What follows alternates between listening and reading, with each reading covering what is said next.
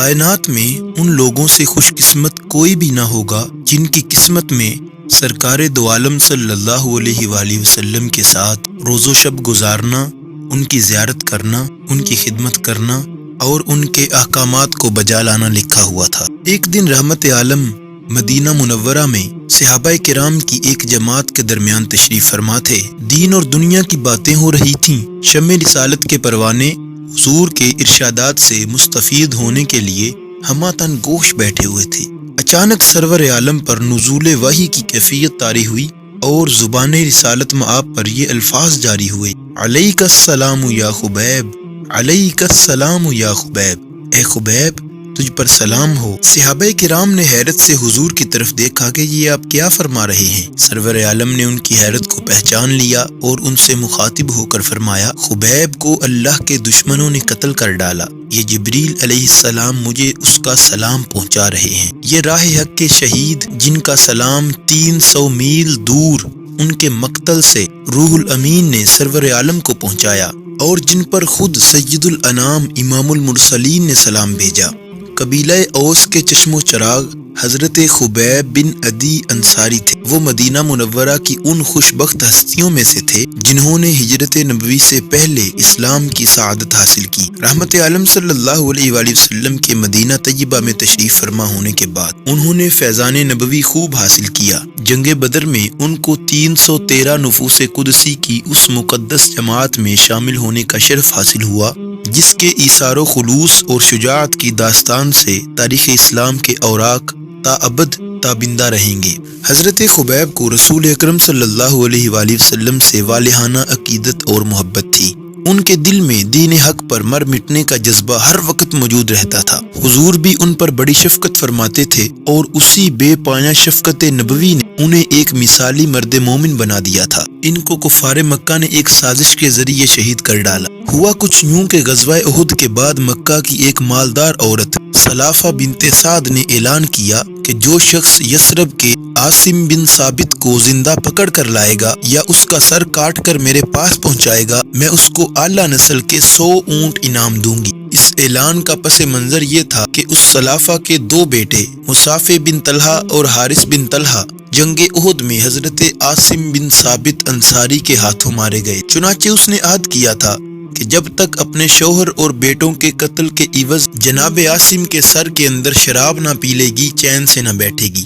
ایک بدبخت سفیان بن خالد لہیانی نے اس انعام کے لالچ میں اور کچھ مسلمانوں کو دکھ پہنچانے کے خیال سے قبیلے کے چند آدمیوں کو اکٹھا کیا کہ وہ مسلمانوں کے بیس میں مدینہ جائیں اور کہیں کہ ان کے تمام اہل قبیلہ اسلام قبول کرنے پر آمادہ ہیں، بشرطے کہ کچھ مسلمان ان کے پاس جا کر انہیں اسلام کی تعلیم اچھی طرح دے سکیں۔ اگر محمد مان جائیں تو معلمین میں عاصم بن ثابت کو شامل کرانے کی کوشش کریں۔ اس نے ایک سوچی سمجھی سازش کے تحت حضرت عاصم بن ثابت کو اپنے ہاتھوں قابو کرنے کی یہ سکیم تیار کی۔ ان بدبخت آدمیوں نے سفیان بن خالد کے کہنے پر عمل کیا اور مدینہ پہنچ کر نبی اکرم سے درخواست کی کہ کچھ معلمین کو ہمارے ساتھ کر دیجئے تاکہ وہ ہمارے قبائل میں تبلیغ کر سکیں اور انہیں احکامات اسلام سکھا سکیں۔ مکر و فریب کے طور پر انہوں نے حضرت عاصم بن ثابت سے اپنے قبیلے کے اکثر لوگوں کی محبت کا بھی اظہار کیا۔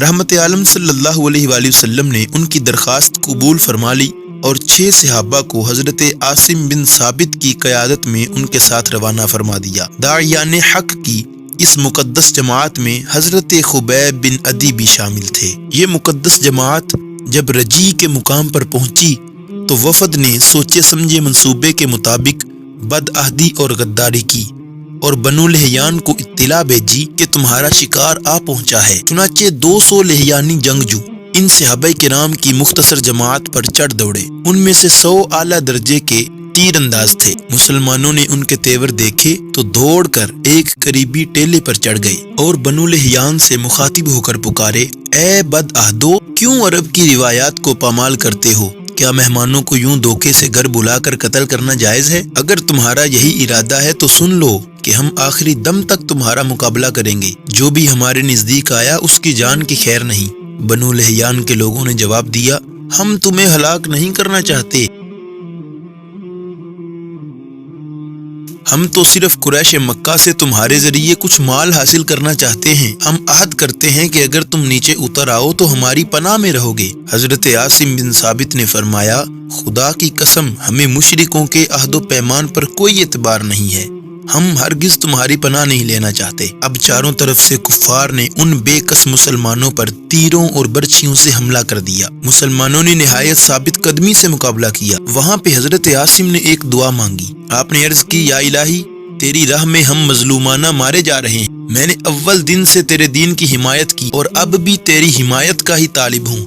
میں نے تجھ سے عہد کیا تھا کہ نہ خود کبھی کسی مشرک کو مس کروں گا اور نہ کسی مشرک کو اپنے جسم کو مس کرنے دوں گا، مرنے کے بعد بھی میرے جسم کی حفاظت اب تیرے ذمے ہے۔ اس کے بعد وہ دشمنوں کے اندر گھس گئے اور اپنے ساتھیوں کے ہمراہ رتبہ شہادت پا گئے۔ حضرت عاصم کی دعا جو ایک درد مند دل سے نکلی تھی فوراً اجابت کو پہنچ گئی۔ جب مشرکین نے ان کا سر کاٹنے کا ارادہ کیا تو اللہ تعالیٰ نے ان کے جسم مبارک کے ارد گرد شہد کی مکھیوں کا غول بھیج دیا۔ کوئی مشرک ادھر بڑھتا تو اسے بری طرح کاٹ لیتی۔ آخر انہوں نے لاش کو اسی جگہ پر چھوڑ دیا۔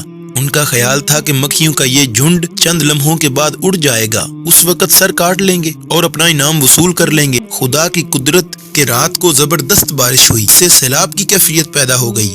حضرت عاصم کا جسد مبارک اسی سیلاب کے اندر بہہ گیا۔ ہزاروں کوششوں کے باوجود کفار کے ہاتھ نہ آیا۔ یوں اللہ تعالیٰ نے ان کے جسم مبارک کو بے حرمتی سے بچا لیا۔ نہ کوئی کافر ان کی زندگی میں انہیں مس کر سکا اور نہ ان کی شہادت کے بعد ان کے جسم مبارک کو مس کر سکا، اور اللہ تعالیٰ نے آخری وقت میں ان کی ہوئی دعا کو فوراً قبول کیا۔